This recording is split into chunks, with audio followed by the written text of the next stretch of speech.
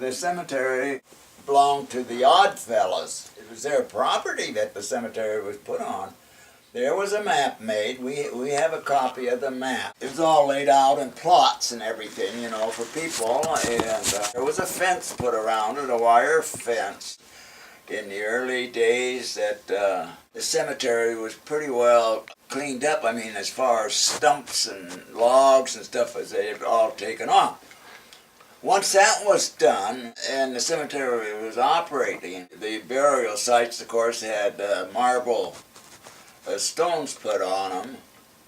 But there were so many people coming and going here in those days.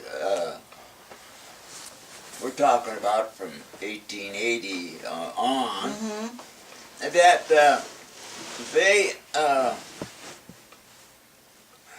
a lot of those people, they only had a small wooden headstone.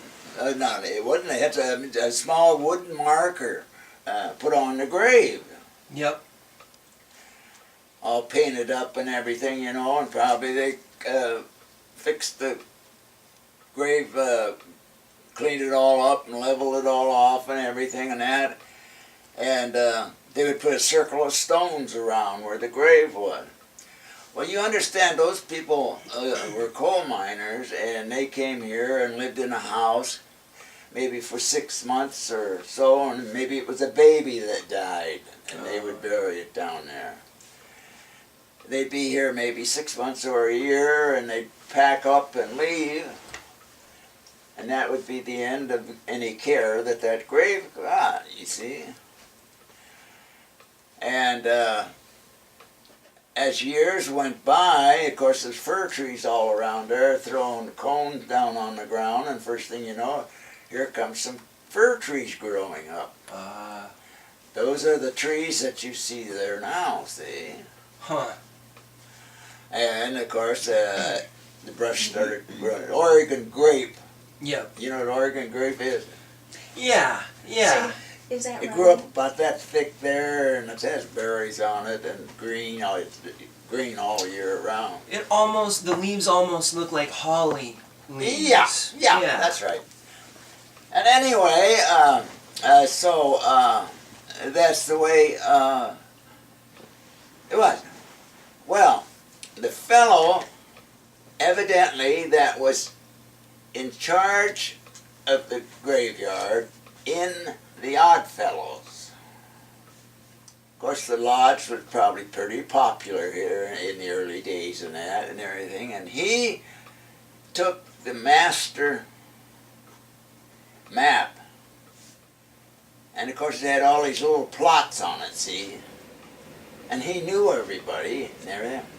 So what did he do on a lot of those plots? All he did was put down their initials. Oh, man. Yeah, oh man.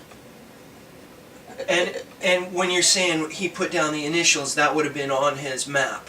Yeah, on his map only. Oh, okay. Those people would move away. Yep. But they knew that somebody had bought in that plot because it was marked off on the map. Well, that went on and on and on, and of course, you take a 1 by 12 wooden marker on the headstone buried in the ground. How long would the headstone stay up? Around here, 5, maybe 10 years. Yeah. Providing some kid didn't come along and kick it down. Yeah. Or fire. We had a couple of fires go through there, I understand, in the early years. That was common around here, brush fires and that, you know. Really? Oh yeah, that went through and burned a lot of them off. Would that be because where they were clearing, they'd just throw the brush and it would catch in the summer? No, or just a brush that grew up in the cemetery that wasn't cut or anything. Grass and Oregon grape and that stuff. And I can remember one fire going through there. And so what happened was the evidence on some of those graves has just disappeared. And it's only of old-timers like Johnny, your dad, and me, and the Taylors, and few others that used to get in there and try to keep things cut. We'd get down there and cut the grass what we could of it and that, and take care of it. So it finally got down till there was just 2 or 3 of us. I mean, that would show up to cut that grass. I had an old homemade riding lawnmower that I cut grass down there for, God, I forget how many years. And for Memorial Day, and of course the fence all fell down and the gate disappeared or fell apart, and so it was open to anybody anytime they wanted to go up there and have. Well,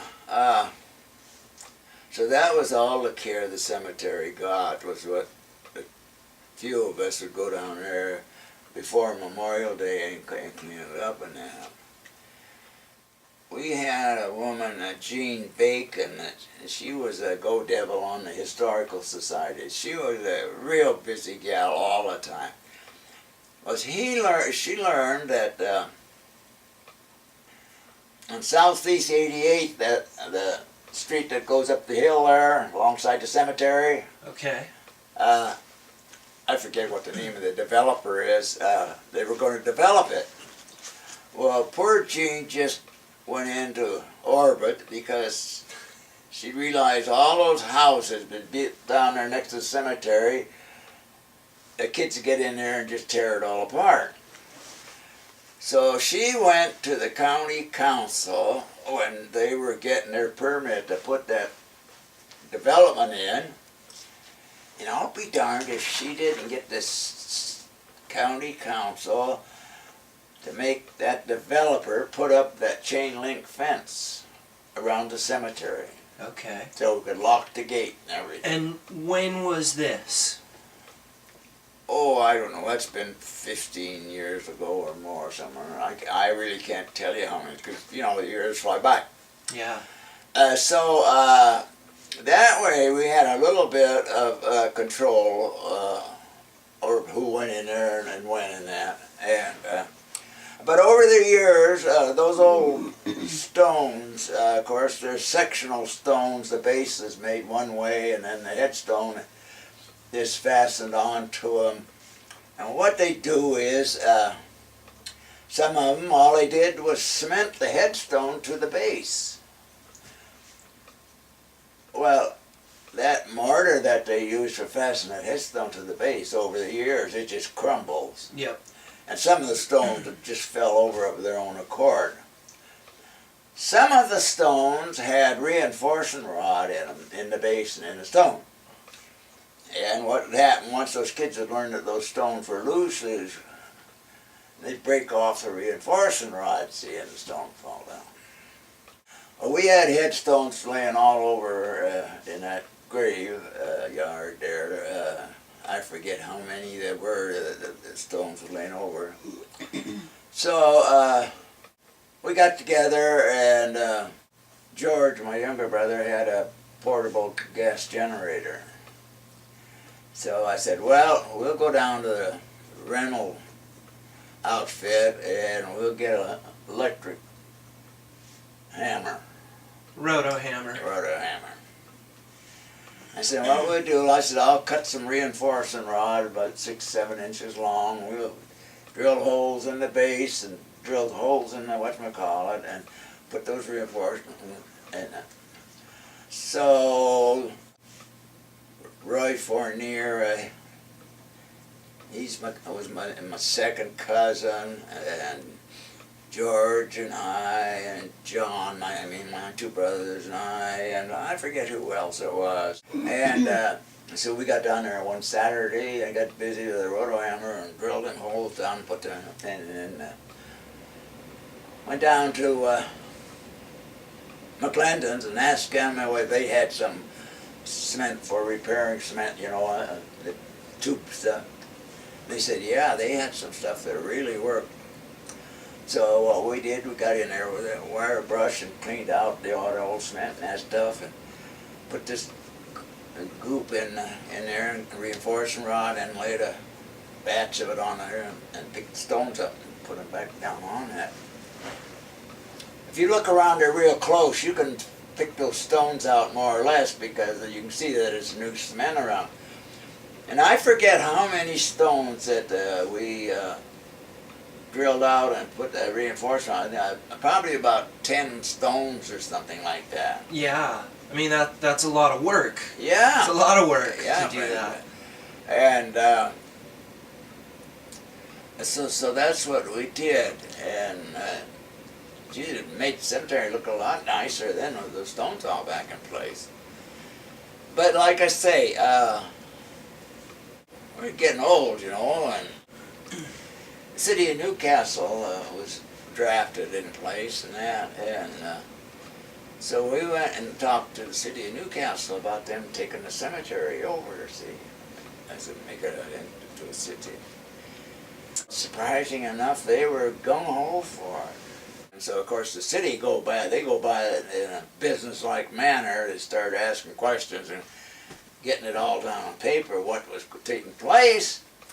And so they went to the Oddfellows in Renton, and or I guess they went to the state organization of the Oddfellows, and what had happened was the Oddfellows, of course, is like a lot of these fraternal organizations. They're having trouble keeping the lodges together and that, and they were giving these cemeteries to the individuals, like the cities that were adjacent to that. It's common all over the state. Yep. And so the city went and got their lawyer and everything, and I don't know where the city paid the Oddfellows $1 or something like that, and they had legal care of the cemetery. Well, when that happened, as I understand, there was when they make up the city budget, that the first year, I think they said they set aside $10,000. But I understood that the city budgeted money, and they did. So since then, since the city has taken over, yes, they send the city. They go in and have cutting the grass and that as they have, and so they straighten it up for us so we don't do it anymore. Cemetery does need a real cleanup. I mean, to get rid of all that brush and stuff and make it so it's easy for the city to get in there and cut the grass and that.